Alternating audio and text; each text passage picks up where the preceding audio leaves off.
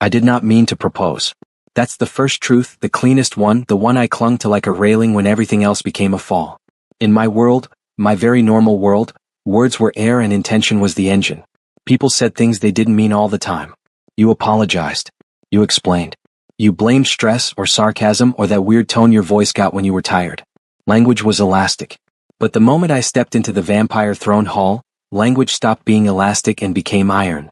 It began with a door that shouldn't have existed. I was walking home from a late shift, my phone dead, my brain running on fumes and half-cold coffee. The alley behind the old cathedral had always been a shortcut. Graffiti, dumpsters, the smell of rain on brick. But that night the brick wall at the far end of the alley was wrong. A seam ran through it like a scar. Black stone framed it, polished so perfectly it looked wet. A door without hinges, without handle, without explanation. I should have turned around. Instead, I did what exhausted people do when confronted with the impossible. I assumed there was a reasonable explanation hiding somewhere behind my irritation. Maybe it was a movie set. Maybe it was an art installation. Maybe I'd taken a wrong turn. I pressed my palm to the stone. It warmed under my hand like skin waking.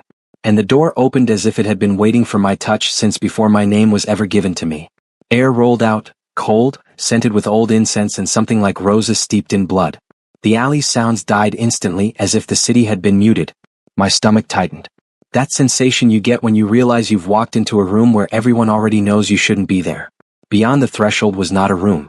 It was a corridor of black stone, vaulted and impossibly deep, lit by red candles floating at different heights like patient fireflies. The wax did not drip. The flames did not flicker. They simply burned, steady as a gaze. I took one step. The door sealed behind me without a sound, and the last thread tying me to my street, my world, my rules, snapped. The corridor opened into a vast hall that stole the air from my lungs. Massive stone pillars rose like petrified trees, carved with figures that seemed to twist when I tried to focus. Stained glass windows towered along the walls, but they did not show saints or angels. They showed kings with hollow eyes, lovers embracing while their shadows devoured each other, moons splitting like fruit. Mist clung to the floor, swirling around my shoes as if tasting me. Above, the ceiling disappeared into darkness, the kind of darkness that didn't merely lack light but owned it. At the far end, a throne. Not gold. Not jewel-encrusted. It was carved from something darker than obsidian, shaped like folded wings. And standing before it, as if she had stepped out of a nightmare wearing the patience of a queen, was her. The vampire queen. Tall. Regally still. Her gown was black and crimson, elegant in a way that felt like a blade disguised as silk. Gothic embroidery traced her waist and sleeves like thorn vines. Silver jewelry caught the candlelight in sharp flashes. Necklace, rings, delicate chains that looked like they'd been made to bind promises rather than decorate flesh. A crown sat on her head, dark metal, subtle, not gaudy, its shape suggesting both authority and restraint, like she didn't need spectacle to be obeyed. Her skin was pale in the way moonlight is pale, not sickly but otherworldly. Her eyes glowed faintly red, the glow of embers hidden beneath ash. Calm expression. Not warm. Not cruel. Just certain. Around her, the hall held its breath. There were others too, shapes in the shadows, courtiers perhaps, or guards. I could feel their attention like fingertips pressing into my skin. But their faces were indistinct, as if the hall itself didn't grant them definition until the queen allowed it. My instincts screamed at me to run. My body stayed where it was. Her gaze found me and pinned me in place. Human, she said. One word. And the candle flames leaned toward her voice as if listening. My mouth went dry. I'm sorry. I don't know how I got here.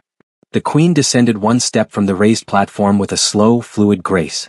Every movement was deliberate, like choreography for a ritual older than churches. She came closer, not hurried, not hesitant. A predator doesn't rush when it already owns the end of the chase. You came through my veil, she said. You touched my gate with unclaimed intent. I swallowed. I thought it was a door. It is.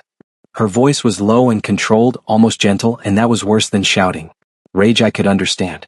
Calm meant she had no fear of consequence. Somewhere behind her, something shifted in the shadows. An approving murmur, the soft sound of cloth, a faint metallic clink. The queen stopped an arm's length away. I could smell her now. Roses, yes, but also cold stone after rain, and something metallic that made my pulse trip. You are afraid, she observed. Yeah. I forced a laugh that came out thin. That's accurate. She studied me like a judge studies a witness. Say your name. My mind snagged on that. Not tell me but say. Like the act mattered. Eli, I said. Eli Mercer. The Queen's eyelids lowered slightly as if tasting the sound. Eli Mercer. The way she repeated it felt like a hook sinking into water. Your bloodline is unremarkable, she continued, and my cheeks burned at the bluntness. Your soul is loud. I blinked. My soul is what? Loud, she repeated, and for the first time something like amusement flickered at the corner of her mouth, so brief I wondered if I'd imagined it. It echoes. It does not know how to be silent in sacred places.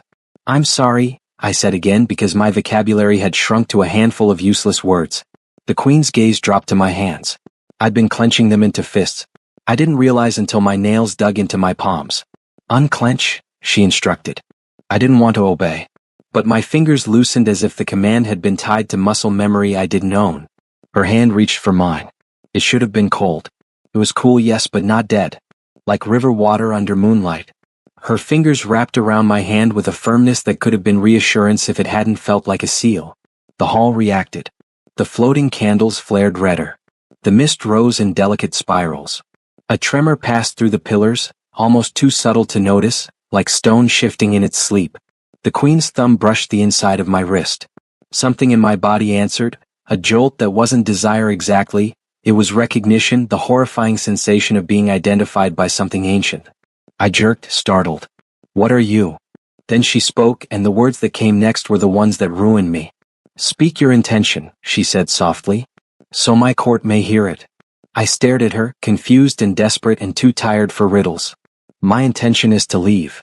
A ripple moved through the shadows, a collective inhale. The Queen tilted her head. That is your intention? Yes, I said quickly, thinking honesty might save me. I didn't come here on purpose. I don't want trouble. I just want to go home. Her eyes glowed a shade brighter. Home. Yeah, I said. Home. Look, if I offended you, I'm sorry. I didn't mean to trespass. The Queen's fingers tightened around mine, not painfully, but with the finality of a clasped lock. Words are not meaning, she murmured. Words are doing. I don't understand. You will. The hall's air thickened, like the moment before lightning strikes. I tried to pull my hand away, but it wouldn't move. Not because she was holding too tightly, because the space between our hands had become something else. A bond, invisible and heavy like chains made of vows. Fear sharpened into panic. Okay, I said, voice rising. Okay, listen. I'm just some guy. I'm not. This isn't. Whatever you think is happening, you've got the wrong person. Her expression remained calm. Dangerously calm. Then speak, she said, and correct what you have done. Relief surged. Yes, okay. I tried to breathe. Tried to think. I didn't mean anything by touching you. I didn't mean, In my frantic search for the right words, my brain spat out something I'd heard in a movie once. Some faux medieval line meant to sound dramatic. I didn't mean to bind myself to you, I blurted, and then because my mouth was moving faster than my judgment, I added, I didn't mean to offer you my hand, my faith, and my future. Silence slammed down. The Queen did not blink. Behind her, the shadows moved like a single organism. A low sound spread through the hall. Astonishment, hunger, glee, outrage, all braided together.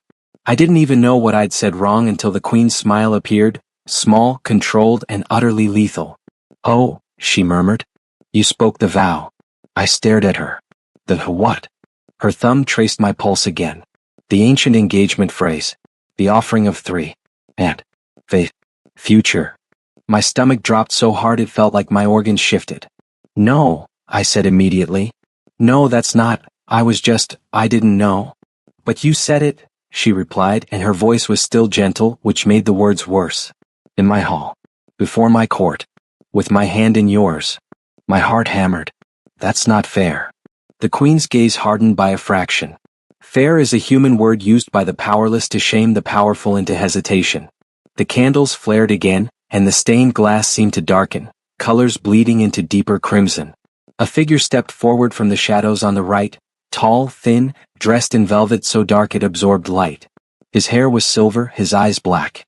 He bowed to the Queen, then turned to me with the expression of someone watching a mouse realize the trap has already snapped shut. Your Majesty, he said, voice like parchment, the vow has been witnessed. Shall I summon the archivist to record the betrothal? Betrothal. The word hit like a fist.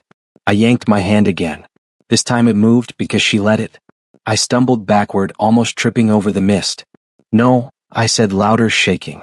No, no, no. I'm not engaged to anyone. I'm not. This is insane. I'm not marrying a vampire queen because I misspoke.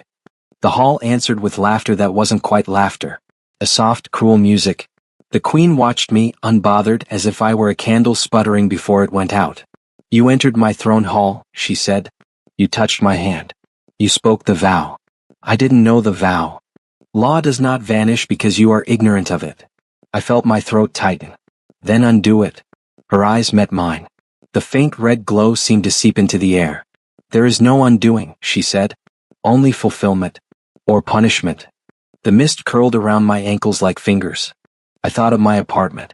My stupid unwashed dishes. My neighbor's dog barking at 3 a.m. I thought of the ordinary annoyances I'd complained about hours ago, as if they had been weights on my life, now revealed as anchors I would have killed to cling to. This can't be real, I whispered. The queen stepped closer. The candles shifted with her, like a flock following its queen. It is real, she said. And now you belong to my story. Then she reached out again and took my hand, not as a question, not as a request. Her touch was a declaration. Announce it, she commanded, and her voice cracked through the hall like a whip made of velvet. So that the world itself must hear. My lips trembled. I tried to refuse. But something inside me, the part of me that responded to the earlier command to unclench, moved without permission. Words climbed up my throat like iron filings pulled by a magnet. My voice shook. The queen's eyes held mine, and I saw something there, just for an instant. An old loneliness buried so deep it had fossilized. Then it vanished behind the crown of authority. I said the wrong words, I whispered. The queen's smile sharpened. And now, she replied, you are engaged to a vampire queen. The hall erupted, not in celebration, not exactly. In acceptance. A ritual click, a cosmic ledger updated. A ring of dark metal appeared in her palm as if it had been hiding in shadow.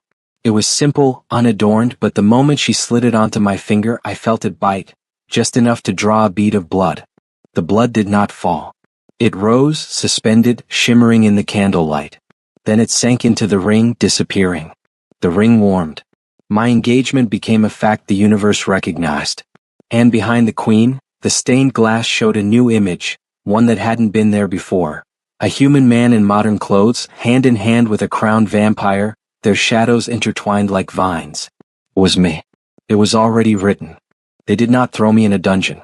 That would have been simpler. Instead they gave me a room. A suite, technically, stone walls softened by heavy black drapes, a bed large enough to make me feel like a child, a fireplace that burned without wood. A silver basin filled itself with water when I approached. A mirror hung above it, but when I looked into it, I didn't see my reflection. I saw the throne hall. I saw the queen. And I saw myself, standing there, frozen, ring glinting like a new shackle. The mirror wasn't for vanity. It was for reminding. A servant, if that's what she was, entered without knocking. She moved like smoke given shape. Her eyes were the color of dried blood, her hair pinned in severe braids. She carried folded clothes. Black, tailored, old-fashioned, but somehow fitted to my body like someone had measured me with their mind. You will wear these, she said. I want my own clothes, I snapped because anger was the only thing keeping panic from swallowing me whole. She looked at me like one looks at an insect that has learned to speak. Your own clothes are from your own life, she said.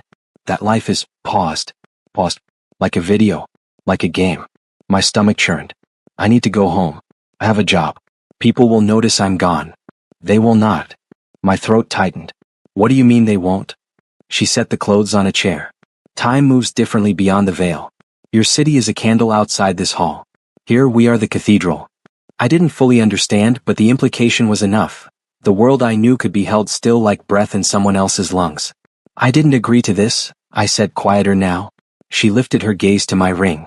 You did. With your words. I hated that ring. I hated how it sat there, ordinary looking, while it rewrote my existence. What is this place? I demanded. Eboncourt, she answered. Seat of House Verinder. Domain of Her Majesty, Queen Seralith. The name hit the air like a spell, Seralith. It sounded like silk tearing. And you are, what? I asked. She paused and something almost like pride flickered.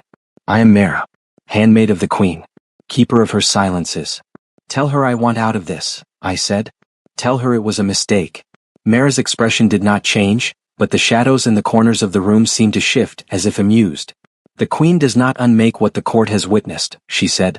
If you seek freedom, you must seek it within the law. What law? I barked. Mara turned toward the door. Vampire law. Then she left, and the door closed with finality. I sat on the edge of the bed and tried to think like a rational person. But rationality is a fragile thing when your entire framework for reality has been peeled away. There was a ring on my finger that made my blood feel like it had a leash. I tried to pull it off. It didn't budge. I twisted, yanked, even used soap from the basin like you do when a ring gets stuck. My skin reddened. The ring stayed like it had fused to my bone. When I stopped breathing hard, the ring felt warmer. Not hot, just awake. As if it liked being fought. I stood and paced. The suite had a balcony. Heavy drapes parted at my touch, revealing an open archway. Beyond it was not a courtyard. It was a night sky that looked too close. A forest of black spires rose in the distance like teeth. Somewhere below, I heard water, maybe a river, maybe something worse. Red lights floated through the air like embers. The air smelled of damp earth and ancient stone. No city lights. No traffic hum. Just a silence so deep it felt like pressure. I gripped the stone railing and stared into it, trying to locate any point of familiarity. There was none. Behind me, my reflectionless mirror watched like an eye. I heard footsteps again, and this time my body tensed like it had learned the rules of fear quickly. The door opened. Two figures entered, both male, both dressed in dark formal clothing that looked like it belonged to another century. One had hair the color of ink and eyes the color of bruises. The other was older, his hair silver, his face sharp, his smile polite in the way a blade is polite. The silver-haired one bowed slightly. Lord Casimir Var, he introduced himself, voice smooth. Chancellor of Eboncourt. Advisor to Her Majesty. The younger one didn't bow. He looked at me like I was a stain.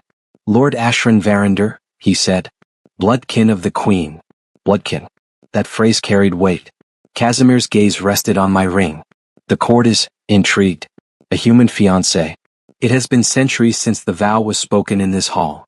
I didn't mean it, I said, exhausted by repeating myself. Ashren's eyes narrowed, red flickering in his irises. Intent does not matter.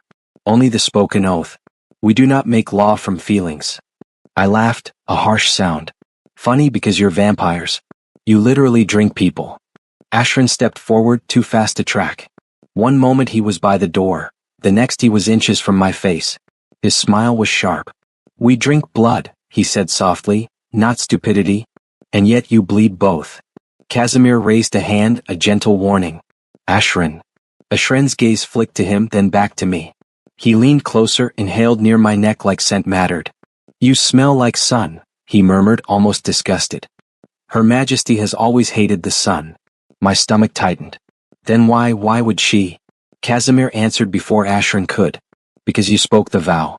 Because the court witnessed it. Because the world beyond the veil is shifting. Shifting how? I asked. Casimir's smile faded into something more serious. There are forces that watch Eboncourt.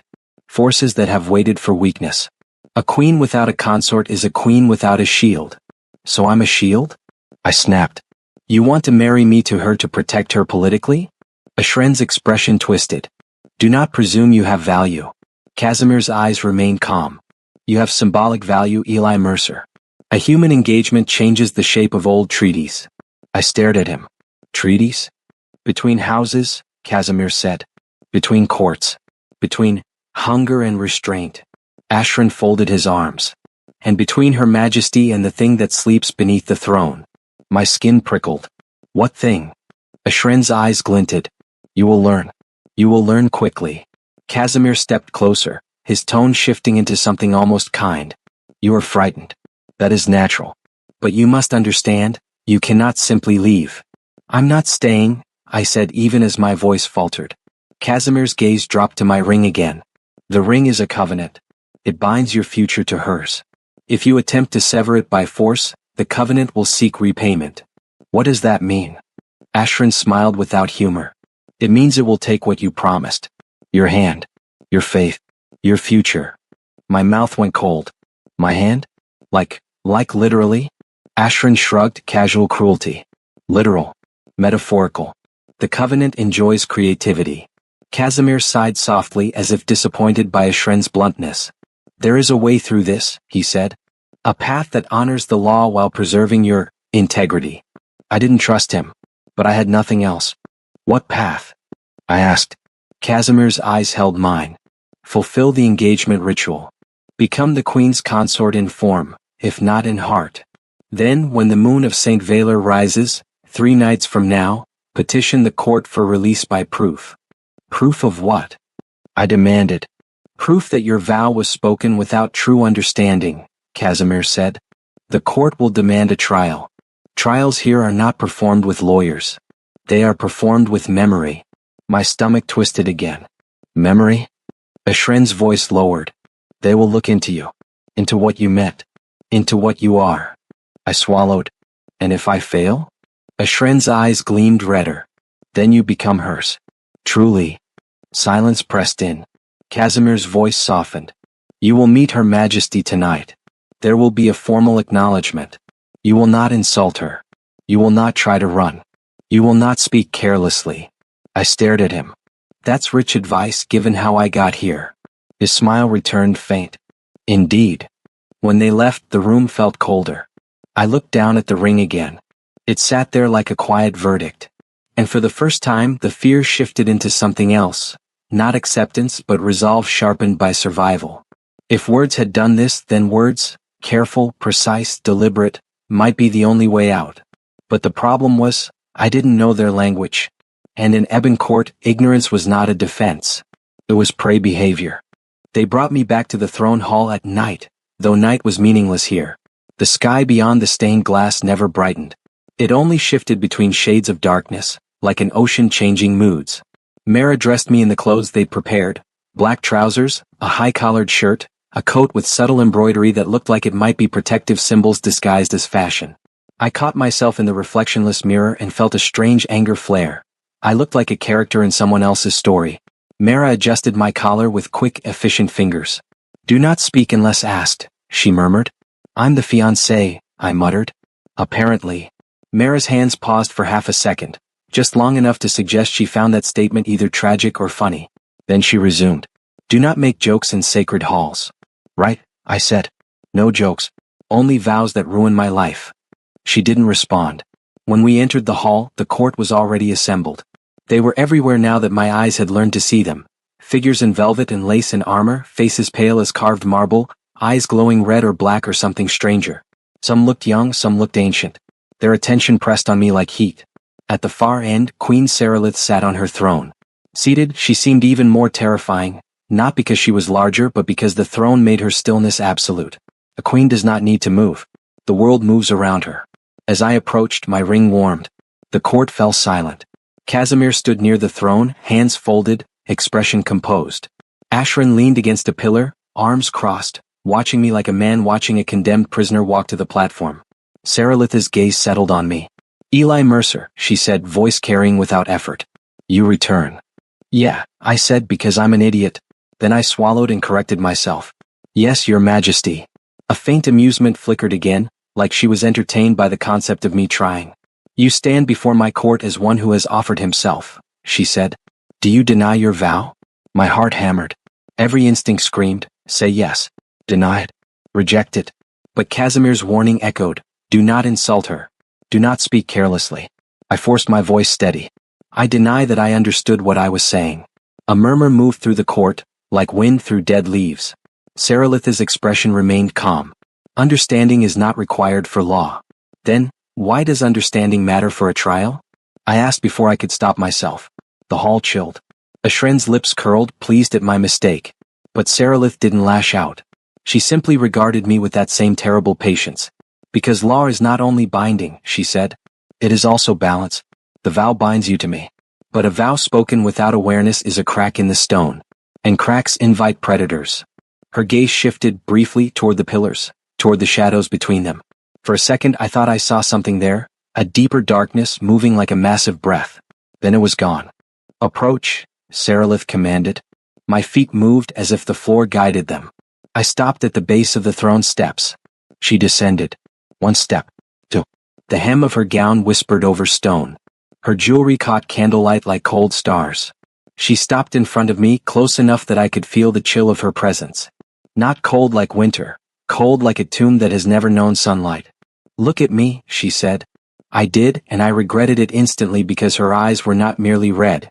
They were layered, red light behind darkness, behind something like grief. "You fear me," she said. "Yes," I admitted. "But not only fear." Her brow lifted slightly, and for the first time she looked genuinely curious. I didn't even know what I meant by that, but it was true. Fear, yes. And anger. And confusion. And beneath it all, something I hated acknowledging. The magnetic pull of her presence, like standing too close to a cliff and feeling the urge to lean forward. Saralitha's gaze dropped to my ring. "Your blood has fed the covenant," she murmured. "Do you know what that means?" I shook my head. "It means the vow has tasted you," she said. "And it has decided you are real." That made my skin crawl. "It's sentient?" "In a way," she replied. "Old magic is not mindless. It is hunger wearing rules." She reached out and took my hand again, lifting it between us. The ring seemed to darken, absorbing the candlelight. Her thumb brushed the metal. "You will sit beside me for the ritual of acknowledgement," she said. "You will eat from my table. You will wear my mark for 3 nights. And on the 3rd night, under St. Valer's moon, you may petition for release." My heart jolted. "You'll allow it?" Saralitha's eyes returned to mine. "I will allow the court to judge it." Pause. Then, unexpectedly, she leaned closer, so close her breath brushed my ear. Her voice dropped, too low for others to hear. "But understand this, Eli Mercer," she murmured. "If you fail, it will not be because I wished you harm." I pulled back slightly, stunned. "Then why do you?" Her gaze sharpened again, queenly. The private moment vanished. "Because you spoke the vow," she said aloud. "And because my enemies have heard it." She lifted my hand and the court watched. "By witness of blood and word," Saralith proclaimed, "I accept the engagement. Let the pact be recorded. Let the hall remember." The floating candles flared. The stained glass pulsed as if lit from within by red lightning. And the hall, this ancient, hungry hall, seemed to exhale, satisfied. Then Saralith turned, still holding my hand, and guided me up the steps toward the throne. Every eye followed me. Every shadow listened. And as I sat beside her, rigid, trembling, trying not to die of terror, I realized something far worse than being trapped. I was now part of her court's entertainment.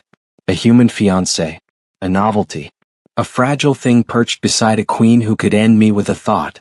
Yet when Saralith sat, her arm brushed mine, and I felt a quiet tension in her body, controlled, restrained, like someone holding back a storm. This wasn't just politics. Something about this vow mattered to her in a way the court didn't fully understand. And if I wanted to survive, I needed to understand it before the vow decided to collect what it was owed. The feast was not a feast like my world's feasts. There was no laughter that reached the eyes. No warmth. No sloppy abundance. It was a ceremony of appetite disguised as elegance. A long table stretched beneath the pillars, set with black plates and silver cutlery that reflected candlelight like thin moons. Goblets held a liquid darker than wine, almost thick, catching light in slow, oily glints. Platters carried meats so rare they looked alive, fruits that gleamed like jewels, bread that smelled faintly of ash. And everywhere, was the scent. Blood. Not fresh blood, not the metallic tang of a cut finger. This was older, curated, infused with herbs and magic. Like perfume made from violence. Saralith sat at the head of the table. I sat beside her as required. The ring on my finger felt heavier with every passing minute, like it was learning my pulse. Courtiers watched me with open curiosity now. Some whispered behind hands. Some stared as if I were a new species. Ashran sat across from me, lounging like he owned the table. His gaze never left my throat. Casimir sat near Saralitha's other side, calm as ever, speaking softly with a pale woman whose eyes were entirely black. Mara stood behind Saralith, silent, a shadow with braids. A servant poured something into my goblet. I stared at it. "What is this?" Saralith answered without looking at me. "A cordial. It will keep you from fainting." "I'm not going to drink." Her gaze flicked to me and my words died. Not because she threatened me. Because her eyes held a truth I couldn't ignore. This court was not built for human bodies. If I wanted to last 3 nights, I would need whatever protection they were offering. I lifted the goblet and sipped. The taste was strange. Sweet, then bitter, then a cold heat spreading down my throat. My vision sharpened. The candle flames seemed clearer. The whispers in the room separated into distinct sounds. My heart still hammered, but my body felt steadier. Saralitha's voice low reached me. It is mixed with nightshade and salt. That sounds poisonous, I murmured. It would be, she said, if you were not wearing my mark. My mark. I stared at my ring. Saralitha's fingers brushed the back of my hand in a motion that looked casual to others. The ring is not only covenant. It is protection. It tells my court you are mine. And it tells their teeth to hesitate. I swallowed hard. That's comforting. It should terrify you, she replied, calm. The meal continued. They spoke of politics as if politics were weather. Inevitable, cold, something you learn to read in the bones of the world. Names of houses drifted across the table. House Morvain, House Kether, the Ash Choir, the Crimson Synod. I didn't know what any of it meant, but I could feel the tension in the way Saralitha's fingers rested on her goblet, in the way Ashren's gaze sharpened when certain names were spoken. At some point, a courtier, a beautiful man with hair like white silk, leaned toward me. Does sunlight burn you? He asked brightly as if discussing hobbies. I blinked. No. He looked disappointed. Pity. I had hoped the queen had found something truly exotic. I clenched my jaw. Saralitha's voice cut through, soft and lethal. Do not speak of him as though he were food. The courtier froze, then bowed quickly. Forgive me, Majesty. Saralitha's gaze remained on him. You will. The courtier retreated, pale with fear. I stared at Saralitha, shocked. She hadn't defended me out of kindness, had she? Or had she?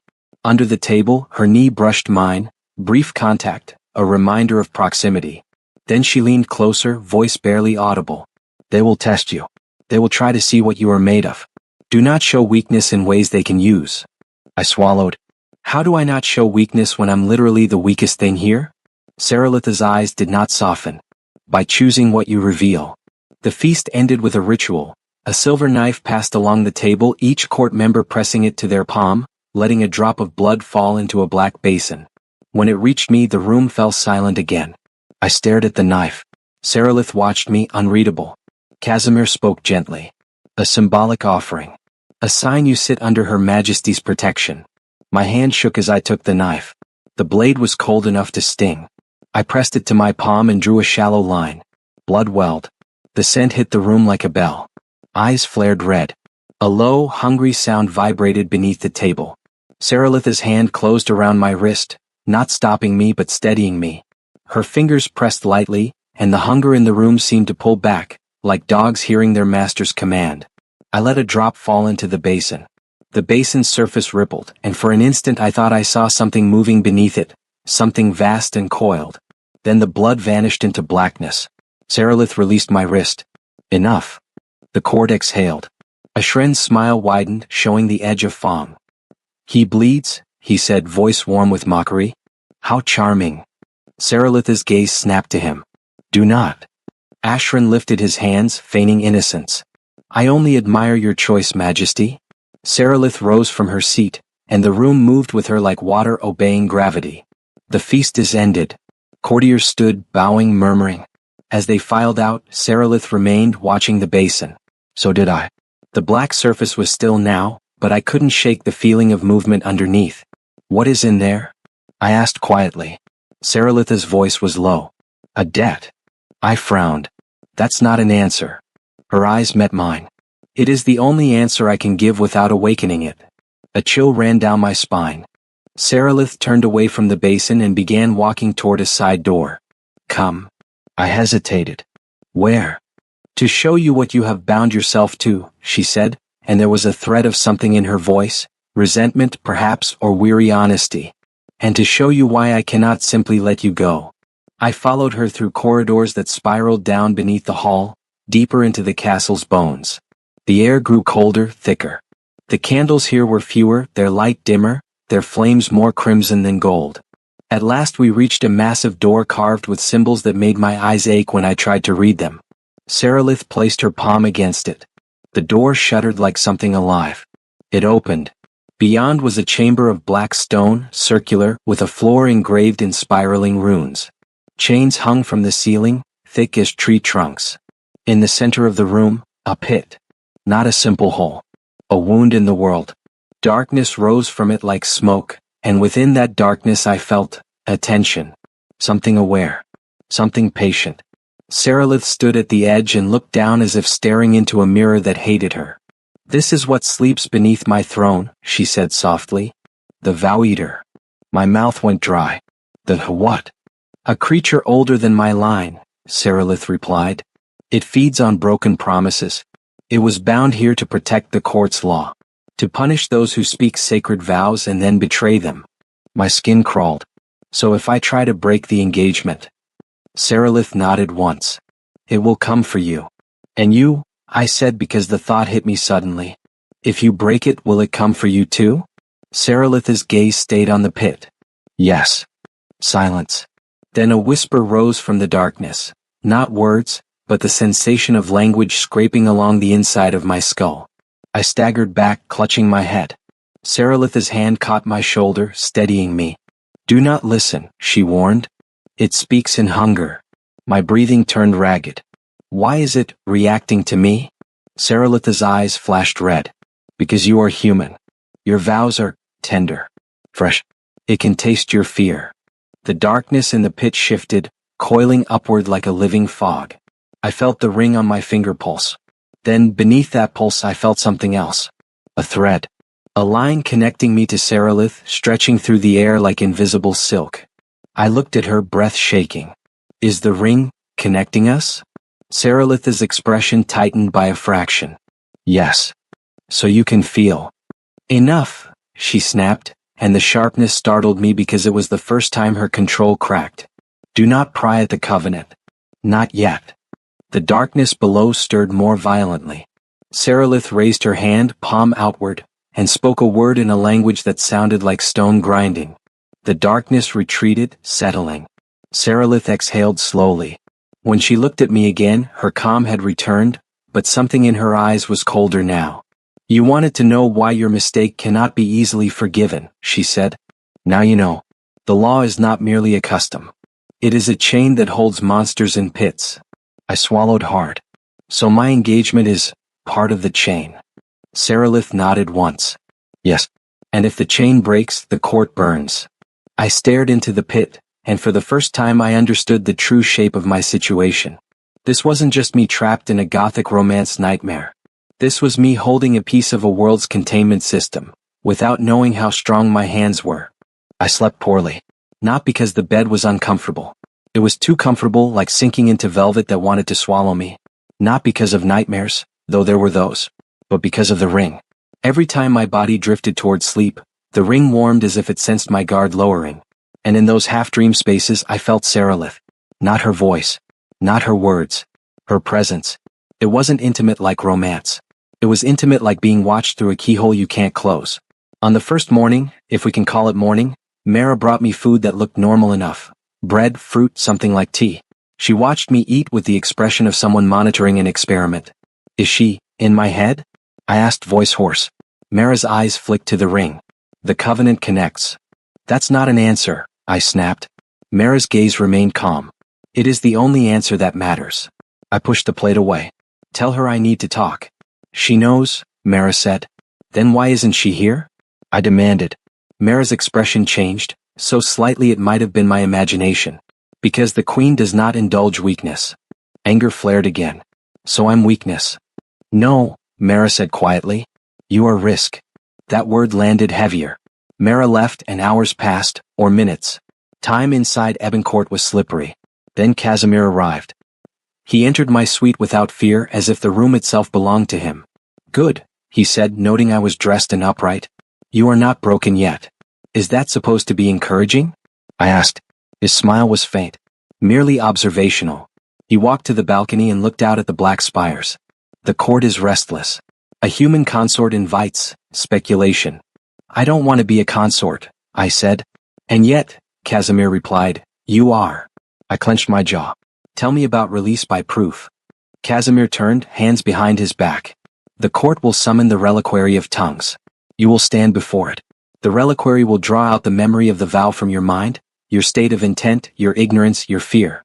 The court will decide whether your vow was valid." "And if they decide it was?" I asked. Casimir's eyes glinted. "Then the engagement proceeds to binding." "What does binding mean exactly?" I demanded. Casimir's gaze lowered as if choosing his words. A union of blood. A sealing of fate. You would become changed. Not fully vampire, perhaps, but no longer fully human. My stomach turned. No. Casimir inclined his head. Then you must prepare. How? I asked, frustration cracking my voice. I can't rewrite what I said. No, he agreed. But you can shape what the court sees when it looks into you. I stared at him. You want me to manipulate my own memory? Casimir's smile returned, sharp. I want you to survive. That night, Saralith summoned me again, not to the throne hall, but to a smaller chamber lined with books. A library. The air smelled of dust and leather and ink. Candles burned in glass globes. Shadows pooled between shelves. Saralith stood at a table covered in open volumes. She did not look up as I entered. You have questions, she said. Yeah, I replied, voice tight. A lot. She turned a page with slow precision. Ask. I stepped closer, careful not to touch anything. Why did you take my hand? Saralith's fingers paused. Because the vow requires contact.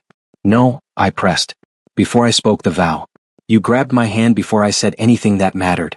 Saralith lifted her gaze. Her eyes glowed faintly in the candlelight. I took your hand, she said, because you were going to run. So? I demanded. Why do you care if I run?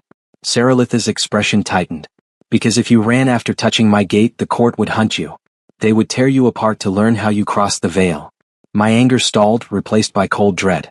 So you saved me. Saralith's voice was quiet. I contained you. Why? I asked. Because I'm useful? Saralith's gaze dropped to the open books. Because your presence here is not an accident. My skin prickled. What do you mean? Saralith closed the book with a soft thud. There are cracks in the veil. Humans stumble through them sometimes. Most do not reach my hall. They vanish in the lower corridors, eaten by things that resent your warmth. I swallowed. So why did I reach your hall? Saralith's eyes met mine again. Because the veil opened for you. That's not comforting.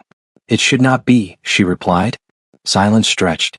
Then unexpectedly Saralith spoke again, softer. Do you know why vows are sacred here, Eli Mercer? I shook my head. Because vampires are hunger, she said. We are desire sharpened into need. Without vows, without law, we would devour everything we touch, including ourselves. Her hand rested on the table, pale fingers against dark wood. Vows are the only thing that make us more than appetite. I stared at her, trying to reconcile the queen in front of me with the creature in the pit. And you? I asked quietly. What are you without vows? Saralith's gaze flickered, something old and painful moving behind it. A ruin. The word hung between us. I felt the ring warm as if responding to that honesty. Why me? I asked again, softer this time. Why not some vampire lord? Why not someone who understands the rules? Saralith's expression hardened. Because the vow was spoken. Because my enemies arranged for a human tongue to stumble into sacred phrases. Because they wanted the vow eater to awaken. My breath caught. So I'm a weapon against you. Saralith's eyes flared red. Yes. And you still accepted it. Saralith's voice dropped. Because refusing would have been worse. I stared. Worse how? Saralith leaned forward slightly, the candlelight catching her crown. If I rejected the vow publicly, the court would sense weakness. They would challenge me. They would fracture. And in that fracture, the vow eater would feed. My throat tightened. So you chose me to keep them together. Saralith's gaze held mine. I chose the lesser catastrophe. Anger rose again, but it was tangled now with something else. Pity, maybe, or reluctant respect. She wasn't a romantic villainess. She was a monarch doing math with lives. And what do you want? I asked. Not what the court wants. Not what the law wants. What do you want? Saralith was silent for a long moment. The candles hummed softly. Then she said very quietly, I want the veil to hold. I felt something sink in my chest. She didn't say she wanted love. She didn't say she wanted power. She wanted containment, survival. And me? I asked, voice rough. What do you want from me? Saralith's gaze dropped to my ring. To endure 3 nights. That's it. Her eyes lifted again, red glow steady. If you endure, you may leave. If you cannot, you will become part of what keeps this place standing. A chill ran through me. I realized then that the court's romance narrative, the human fiancé, the unexpected engagement, was a mask over something much darker. This engagement wasn't about marriage. It was about using me as a living hinge in a door that kept a monster asleep. And the worst part was, I could feel the hinge turning. The second night was designed to make me doubt myself. I didn't realize that at first. I thought it was simply another ritual, another strange pageant in this castle of rules. But when the court assembled in the hall of stained glass, not the throne hall, but a smaller cathedral-like chamber where the windows depicted scenes of betrayal, I felt it immediately. This wasn't about politics. This was about my faith. Not religious faith necessarily. Faith in my own perception. Faith that I was still myself. Casimir stood at the front with a silver chalice. Saralith sat on a raised dais, watching like a judge at a trial she had already survived. Ashran lounged near the windows, smiling faintly. Casimir spoke to the gathered court. The engagement vow is the offering of 3. We have witnessed the offering of hand. Tonight we test the offering of faith. My stomach tightened. Faith. Casimir's gaze landed on me. Human. Step forward. I did, legs stiff.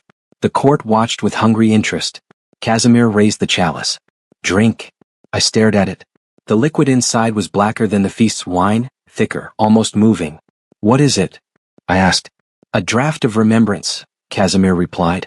It will show us what you believe. I looked at Saralith, silently pleading for explanation. Her face was unreadable. If I refuse? I asked. Ashren's voice drifted from the side. Refusal is proof of weakness. Weakness is proof your vow was spoken with cowardice. Cowardice does not earn release. My jaw clenched. Saralith spoke then, her voice low but carrying. Drink, Eli Mercer. Something in her tone, command yes but also warning, pushed me forward. I took the chalice. The liquid smelled like cold metal and smoke. I drank. It slid down my throat like ink. For a moment nothing happened. Then the room twisted. The stained glass bled color. The pillars bent like soft wax. The candles flared, then vanished. And suddenly I was back in my city. My street. My alley. Rain on brick. The sound of traffic. The normal hum of life. Relief hit me so hard my knees almost buckled. I stumbled forward, reaching for the alley wall, my familiar brick wall. But the seam was there again. The black stone door. And beside it stood Saralith. Not in her gown, not crowned.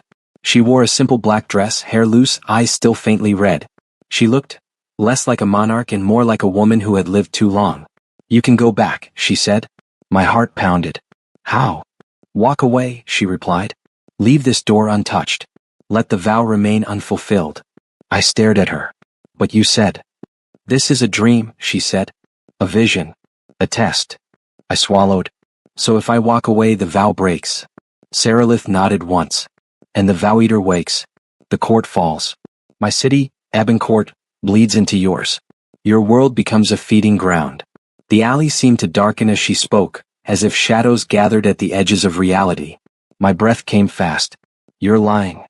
Saralith's expression didn't change. Am I? The city around me shifted. People on the street turned their heads in unison, eyes glowing red. Cars stopped. Streetlights flickered. The sky darkened, becoming the same heavy night I'd seen from the balcony. A scream rose in the distance. I turned back to Saralith, panic sharpening. Stop this. I cannot, she said. Not if you choose to run. My hands trembled. This was the test. Faith. Not in God's. In consequences. In the reality of Abencourt's danger. I looked at the door. Looked at my normal street. My normal life. I wanted it so badly it hurt. But I could still feel the ring on my finger even in the vision. Warm. Present. Hungry. I thought of the pit. The darkness coiling. The whisper scraping my skull. I thought of Saralith's quiet confession. I want the veil to hold. I didn't trust vampires. But I trusted hunger. And hunger was real. I turned away from the street. I stepped toward the door. Saralith's eyes softened by the smallest degree, like someone watching a condemned man choose dignity. Good, she whispered. The vision shattered. I was back in the hall of stained glass, the chalice slipping from my hand. Casimir caught it before it hit the floor. The court murmured. Saralith's gaze locked onto mine. What did you see? Casimir asked. I swallowed, voice shaking. A choice. And what did you choose? He pressed. I looked at Saralith, then at the watching court.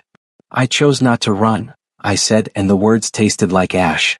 The court hissed, some disappointed, some impressed. Ashren's smile faded slightly, annoyance flickering. Saralith remained calm. But I saw it, the tension in her shoulders easing by a fraction, as if my choice had tightened the chain around the monster in the pit. Casimir nodded. Faith then is not absent. I exhaled shakily. But I understood now what they were doing. They weren't merely testing whether I deserved release. They were testing whether I could serve as a lock. And the second night proved something I didn't want to admit. Part of me was already invested in this world's survival. Not because I loved it, because I was terrified of what would happen if it spilled into mine. And because Saralith, cold, controlled Saralith, looked like someone who had been holding the wall against the ocean for centuries. That kind of endurance changes how you see a monster. Sometimes it makes you wonder what the monster is protecting you from. By the third night, the ring felt like part of my body. Not physically fused, though it might as well have been. More like my nerves had learned its weight, my blood had learned its rhythm. It pulsed faintly every time Saralith was near, like it was counting the distance between us. St. Valer's moon rose beyond the stained glass, pale and huge, bleeding silver light into the hall like a wound. The court gathered in the throne hall again. But tonight the atmosphere wasn't celebratory. It was tense, expectant. A trial night. At the center of the hall, where I'd first stood shocked and confused, stood an object that hadn't been there before. A massive stone arch studded with silver teeth, inscribed with runes that crawled when I tried to read them.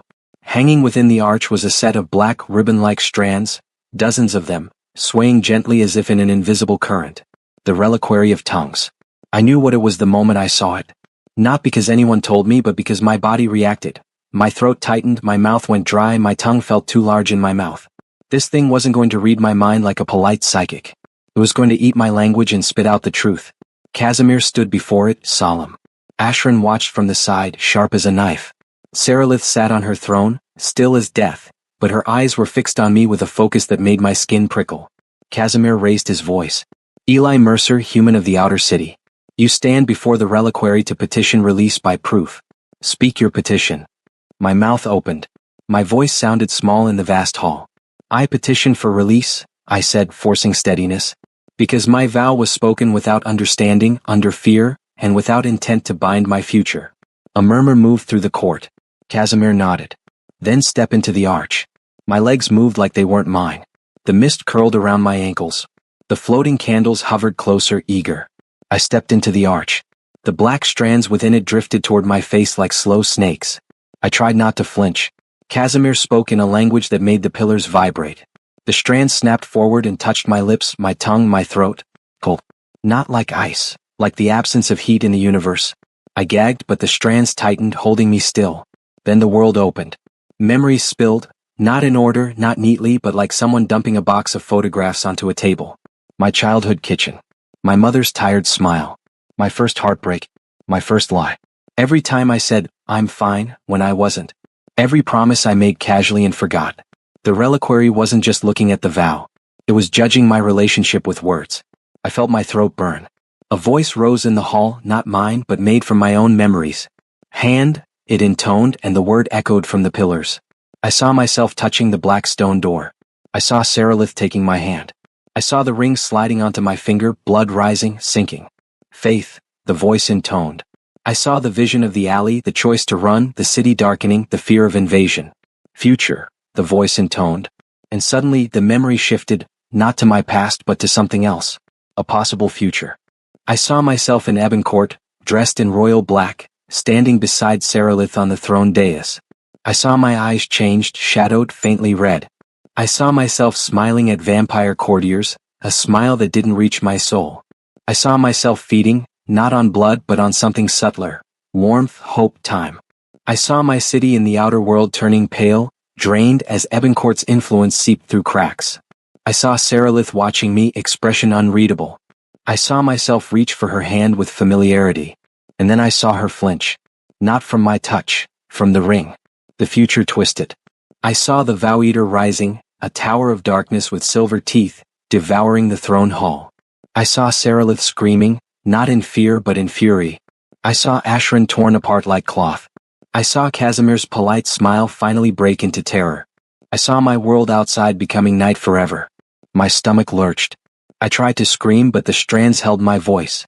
The reliquary wasn't just showing me the future. It was showing the court the shape of what my vow could become. The strands loosened suddenly and I fell to my knees, gasping. The hall was silent. Saralitha's eyes glowed brighter than I'd seen yet, like two red stars. Casimir's face was tight, strained by what he'd witnessed. Ashren's expression was no longer amused. The court, those ancient predators, looked shaken. Because they'd just seen something they didn't like. The possibility of their world ending. Casimir spoke carefully. The reliquary has shown us the vow's roots. It has shown us the petitioner's relationship to words. It has shown us possible branches of outcome. He turned his gaze to Saralith. Your Majesty, the court awaits your judgment. Saralith rose slowly. The hall seemed to bow with her movement. She descended the steps, gown whispering, crown catching candlelight like a threat. She stopped in front of me. I looked up at her, breath ragged, throat raw, eyes burning. Her gaze was unreadable. I have seen your fear, she said softly. I have seen your choices. I swallowed. Then, let me go. Saralitha's eyes narrowed slightly. If I let you go, the vow breaks. No, I rasped. There has to be another way. Saralith leaned closer, voice too low for the court. There is. My heart pounded. What? Saralitha's gaze held mine, and for the first time I saw something like desperation beneath the authority, controlled desperation, the kind that never shows itself unless the wall is truly about to crack. You can fulfill the vow in a way that does not chain you forever, she murmured. A consort in name. A guardian in function. A human anchor to stabilize the veil. I stared. And then I get to go? Saralitha's lips tightened. Not fully. A cold dread washed over me. So it's a lie. Saralitha's eyes flashed. No. It is a bargain. I shook my head. I didn't ask for this. Saralith straightened and faced the court again. Eli Mercer has proven one thing, she said, voice carrying. He does not flee when he understands consequence. He does not refuse when fear is offered as excuse. The court murmured, uneasy. Saralitha's gaze swept the assembled vampires. But the reliquary has shown another truth. The vow is unstable. It was spoken with ignorance. And ignorance is a crack. She lifted her hand, palm outward. The court may grant release, she said, but the vow-eater will feed. A shiver passed through the hall. Saralitha's voice hardened. Or the court may demand binding, and the vow-eater will feed on the human's ruined future, twisting him into something that will eventually fracture the veil anyway. More murmurs. The court understood now. Both obvious choices were poison. Saralitha's eyes glowed like embers. So we choose the third path. Ashren's voice cut in sharply. There is no third path. Saralith turned her gaze on him, and the temperature seemed to drop. There is when a queen commands it. Casimir's expression tightened. Majesty, the law? The law was written to contain monsters, Saralith snapped, and her voice cracked like thunder. It was not written to appease cowards who hide behind tradition while the world collapses. Silence slammed down. Then Saralitha's voice softened again, controlled. We will perform the rite of half-fulfillment. Gasps rippled through the court. Casimir's eyes widened slightly, real surprise, the first crack in his polished demeanor. Ashren stepped forward, furious. You cannot. That rite is forbidden. It was sealed after. After the last queen used it to save her city, Saralith cut in, and was punished for it. She looked down at me. Eli Mercer, she said, voice low. Do you accept the rite? My throat burned. My mind spun. Half-fulfillment. A bargain. Not freedom, not full binding. A limbo. But the reliquary had shown me the futures. I'd seen the world end. I'd seen myself become hollow. If there was a chance to avoid both catastrophes, if there was a chance to protect my world and still keep some part of myself intact. I swallowed hard. What does it cost? Saralitha's eyes held mine. A promise you choose. A promise chosen had weight. My hand shook. And what do you promise? Saralitha's voice was barely audible. That I will not consume you. I stared at her. A vampire queen promising restraint. That might have been the most radical thing spoken in this hall. I looked at the court, predators, ancient, hungry. I looked at Ashren's fury. I looked at Casimir's careful calculation. And I looked at Saralith, a queen holding a wall against a sea of darkness. I exhaled, trembling. I accept. The hall erupted into angry murmurs, but Saralith lifted her hand and silence returned like a leash snapping tight. Prepare the rite, she commanded. And in that moment I realized, the engagement hadn't merely trapped me. It had placed me at the center of a power struggle older than my country. And my wrong words were now about to become deliberate ones. They didn't take me to a chapel. They took me back underground to the chamber with the pit. Because the rite wasn't about love. It was about feeding the law just enough to keep it from devouring us all. The circular chamber was lit with more candles than before, hundreds of them, floating in concentric rings, their flames deep crimson. Chains hung like suspended verdicts. The runes on the floor glowed faintly, silver lines cutting through black stone. The pit breathed. Darkness rose from it in slow, hungry coils as if it sensed ceremony. The court assembled around the circle, keeping distance from the edge. Even vampires respected a mouth that could eat vows. Seralith stood at the center, near the pit, crown on her head, gown trailing like spilled night. Casimir stood beside her, holding a scroll of black parchment. Ashran stood farther back, eyes burning with resentment, fists clenched. Mara stood behind Seralith, hands folded, face unreadable. I stood opposite Seralith, inside the glowing runic circle, my ring pulsing warmly like a heartbeat that wasn't mine. Casimir began to speak, voice formal, ancient. The words sounded like law carved into stone. I didn't understand them, but my body reacted as if it did, my blood humming, my skin prickling, my lungs feeling too small. Then Seralith spoke in plain language. Eli Mercer, she said, gaze fixed on me. You offered hand, faith, and future. The court demands fulfillment or punishment. We choose a third path. Her voice dropped. Half fulfillment. Casimir's jaw tightened, but he remained silent. Seralith extended her hand. My breath caught. I stepped forward and took it. The moment our fingers intertwined, the runes flared brighter, and the pit's darkness surged upward like a tide. The court hissed, stepping back. Seralith did not flinch. Speak, she commanded me, voice low. My throat tightened. What do I say? Seralith's eyes held mine. Not what you blurted. Not what fear spilled. Speak what you choose. A promise chosen. I swallowed, tasting blood where the reliquary had scraped my throat. I looked at the pit, at the darkness licking the edge of the circle. I looked at the court, hungry and watchful. I looked at Seralith, this queen who was terrifying, yes, but also holding something back. I choose this promise, I said, voice shaking but clear. I will not flee from what I've caused until the veil is stable again. The words landed like stones. The runes pulsed. The pit's darkness trembled as if disappointed it wasn't getting a full feast. Seralith's eyes narrowed slightly, then softened by the smallest degree. And I choose this promise, she said. I will not take your blood without your consent. The court erupted into shocked murmurs. Ashran stepped forward, furious. Majesty. Seralith's gaze snapped to him. Silence. Ashran froze, trembling with rage, but he obeyed. Casimir's voice resumed, strained. By the rite of half-fulfillment, the offering of 3 shall be divided. The runes blazed. Casimir continued. Hand shall be fulfilled in bond. Faith shall be fulfilled in witness. Future shall be held in suspension, neither devoured nor sealed, until the covenant is satisfied. The pit roared, not with sound but with pressure. The darkness surged upward, forming a vague shape, a mass of hunger reaching for us. Seralith lifted our joined hands toward it. The ring pulsed hard, burning. Pain shot up my arm and I gasped. Seralith's grip tightened, anchoring me. Then the darkness struck, touching the ring, tasting it. For an instant I felt something vast and cold press against my mind. A hunger so pure it felt holy. Promise, it seemed to whisper. Not a request. A demand. My body trembled. Seralith's voice cut through, sharp as steel. You will be sated. The darkness recoiled slightly, then wrapped around our joined hands like smoke around a flame. The ring heated until it felt molten. Then it cooled abruptly and I felt something change, not a tightening but a reshaping. The bond between Seralith and me loosened, becoming less like a chain and more like a tether. Still binding, but was slack. I staggered, breathing hard.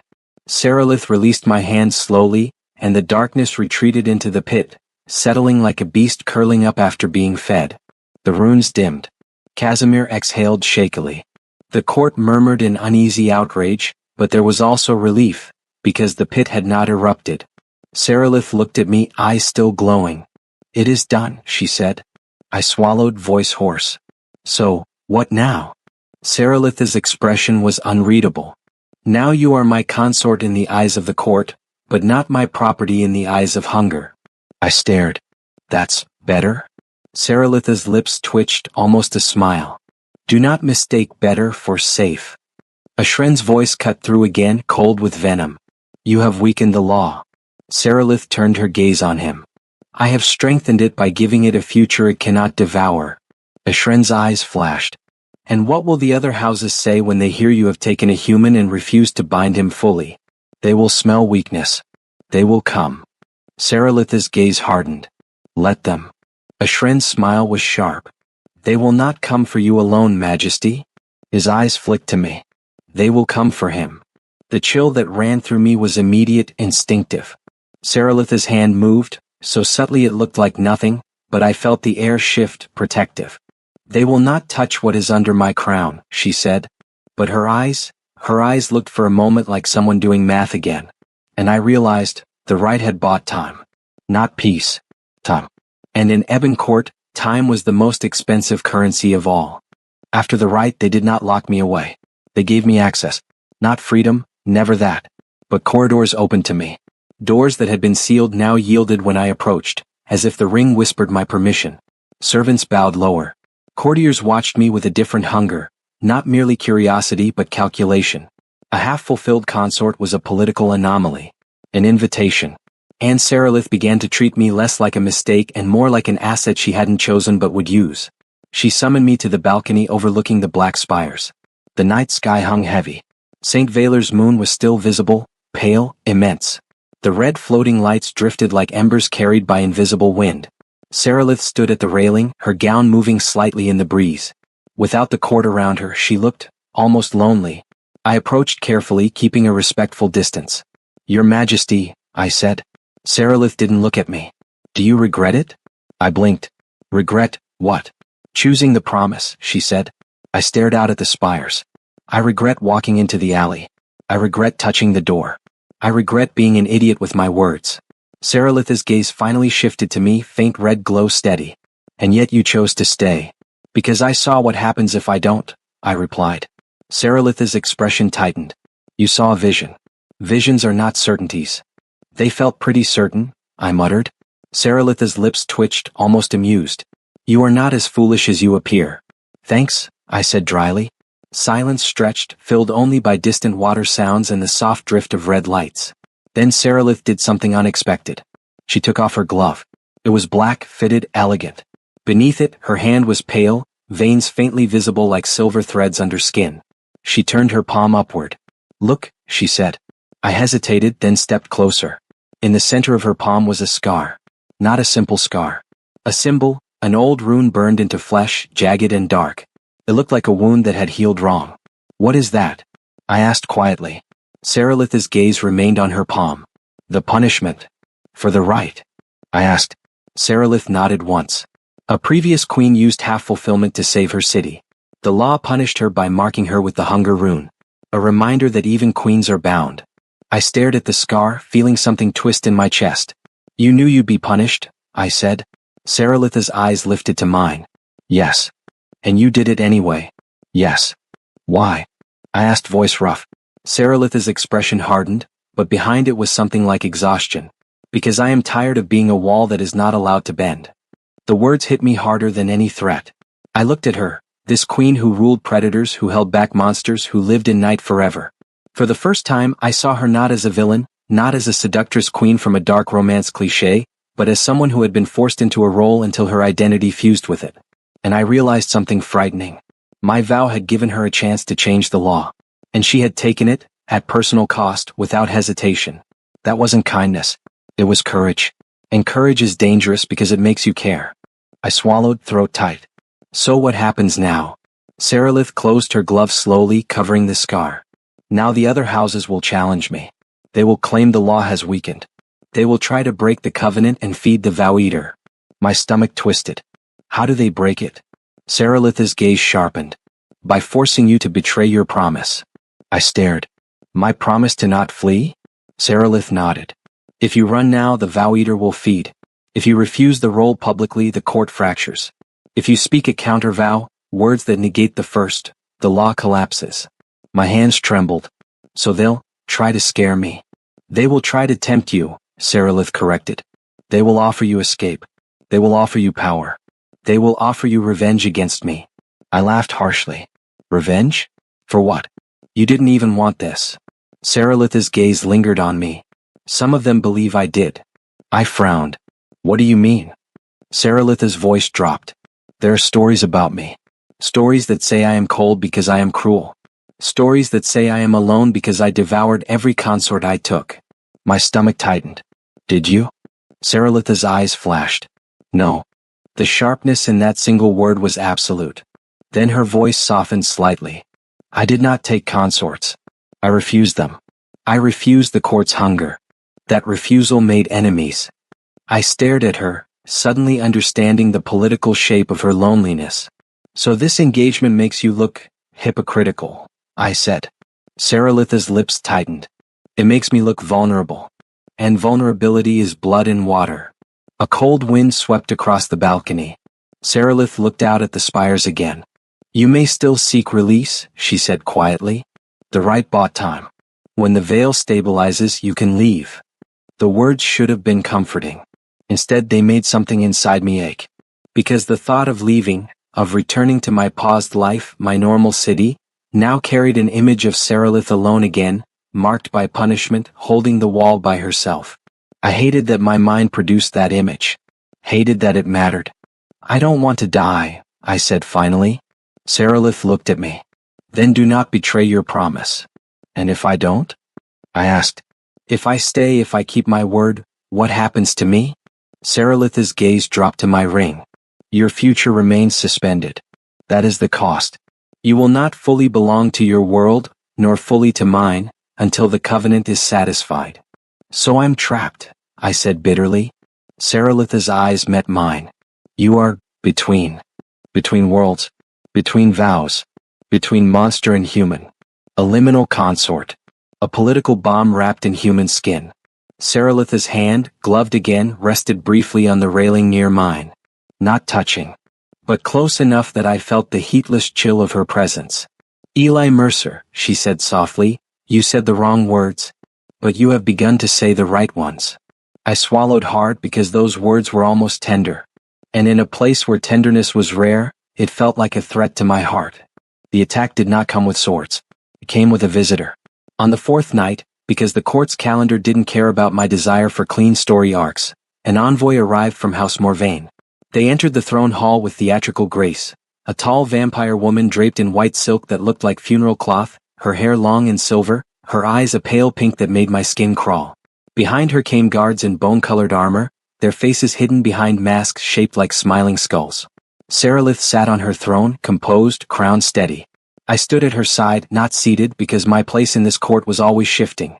A reminder that I belonged but not fully. The envoy bowed. Queen Saralitha. I bring greetings from Lady Morvain, keeper of the Crimson Synod. Saralitha's voice was calm. Speak. The envoy smiled, delicate and cruel. The Synod has heard of your engagement. A murmur moved through the court. Saralitha's gaze did not flicker. News travels. Indeed, the envoy purred. And the Synod wonders why you have chosen a human. Why you have chosen weakness. My ring warmed slightly, reacting to the word. Saralitha's eyes glowed faintly. Careful. The envoy's smile widened. Or perhaps you did not choose. Perhaps you were trapped. Perhaps you were forced to accept a vow spoken in ignorance. How embarrassing for a queen who claims mastery of law. The court tensed, hungry for conflict. Ashren's eyes gleamed, waiting. Casimir's expression was polite, but his jaw tightened. Saralitha's voice was a blade wrapped in velvet. State your purpose. The envoy lifted a hand. A scroll appeared, black parchment edged in silver. The Synod offers a remedy, she said. A counter vow. My stomach dropped. Saralitha's gaze sharpened. You come into my hall and offer to break my covenant? The envoy bowed again. We offer to save you from it. Speak the counter vow, Majesty. Release the human. Restore your dignity. The court murmured, some approving, some outraged. Saralitha's eyes flicked to me for the briefest moment. Not a glance of ownership. A glance of calculation, and something else. Warning. My throat tightened. This was it. The siege of words. The enemy wasn't trying to kill me. They were trying to make me break. Because if Saralitha spoke the counter vow, the engagement would unravel and the vow-eater would feed. But if Saralitha refused, the Synod would claim she clung to a human out of weakness, or desire, which would invite challenges, war, fracture. Either way, pressure. The envoy turned her gaze to me, pale pink eyes gleaming. Human, she said sweetly. Do you wish to go home? The question hit my chest like a hammer. My mind filled instantly with images of my city, my life paused like a held breath. My friends who didn't know I was gone. My mother who would worry if I vanished for real. My own bed, my own sky, the sun. Yes, God, yes. The envoy's smile softened, pretending compassion. Then speak, she whispered. Tell your queen you rescind your vow. Tell her you refuse this engagement. Speak and you will be free. My ring pulsed, warm as a heartbeat. I looked at Saralith. She stood still, gaze on the envoy, expression calm. But I could feel it now, the tether between us. The covenant's thread. Her tension. The strain of holding the law in place. I understood what the court had been testing all along. Hand, faith, future. They had tried to make me weak. Now they wanted my future, my desire to escape, to become betrayal. If I said the counter words, I would doom this place and possibly mine. If I stayed silent, I remained trapped. If I defended Saralith, I became her weapon. A wrong word had bound me. Now the right words could either free me at the cost of apocalypse, or bind me by choice. My throat tightened. I stepped forward before fear could stop me. The court stirred. Vampires leaned in hungry. The envoy's eyes brightened, certain I would break. I spoke. I want to go home, I said, voice clear. The court murmured. The envoy smiled. Saralith's posture tightened slightly. And I will, I continued, when the veil is stable. When the law is not a mouth waiting to eat the world. The envoy's smile faltered. I turned my gaze fully on her. You're not offering me freedom. You're offering me the privilege of being the match that lights both worlds on fire. The envoy's eyes narrowed. Careful, human. I laughed and the sound was raw. No, you be careful. Because I learned something here. I lifted my hand showing the ring. I learned that words do things, I said. And I'm done speaking like they don't. The hall held its breath. I looked at Saralith then, my queen by accident, my anchor by law. And I made a choice I hadn't known I was capable of. I renew my promise, I said, voice ringing through the hall. I will not flee from what I've caused. I will not speak counter vows. I will not be used to awaken the thing beneath this throne. The ring flared warm, almost hot. The runes carved into the pillars glowed faintly. The court hissed, startled. The envoy's expression twisted with fury. You have no authority to. Saralith's voice cut in, calm and absolute. He does now. Silence slammed down. Saralith stepped forward, gaze locked on the envoy. Return to Lady Morvain, she said. Tell her the covenant holds. Tell her the human has chosen his promise. The envoy's lips curled. You think this ends it? Saralith's eyes glowed redder. It begins it. The envoy bowed stiffly, then turned and left with her bone-armored guards, white silk trailing like a shroud. When the hall doors shut, the court erupted into murmurs, some outraged, some impressed, some fearful. Ashran stared at me like he'd never seen me before. Casimir's expression was unreadable, but his eyes held something like reluctant admiration. Saralith looked at me. For a long moment she said nothing. Then quietly she spoke so only I could hear. You just bound yourself more deeply, she murmured. I swallowed, throat tight. I know. Saralith's gaze searched my face. Why? The question wasn't political. It was personal. And the answer surprised me by being simple. Because I don't want my freedom to be someone else's apocalypse, I whispered. And because you didn't have to show me your scar. Saralith's eyes flickered. Then she turned away, facing the throne again, the mask of queenship sliding back into place. But as she ascended the steps, she paused. And without looking back, she said softly, Eli Mercer. When this is over, you may choose your future again. A promise? Not a vow, not yet. But something close enough to make my chest ache. The court continued to whisper, and the castle continued to breathe, and somewhere beneath us the vow-eater curled tighter in its pit, frustrated, denied its feast. And I realized the ending I'd expected, the one where I escaped, where the vampire queen remained a dark fantasy detour in my life, was no longer the only possible ending. Because I hadn't simply survived Eboncourt. I had become part of its balance. Not by accident this time. By choice. And as the red candles floated in patient rings and the stained glass watched like 1,000 silent witnesses, I understood the real twist of my story. I didn't say the wrong words once. I said them twice. The first time, I bound myself without knowing. The second time, I bound myself with my eyes open. And that, more than any ring, more than any throne, was what made the vampire queen's gaze follow me in the darkness with something dangerously close to respect. And in Eboncourt, respect was the closest thing to love that could survive the night.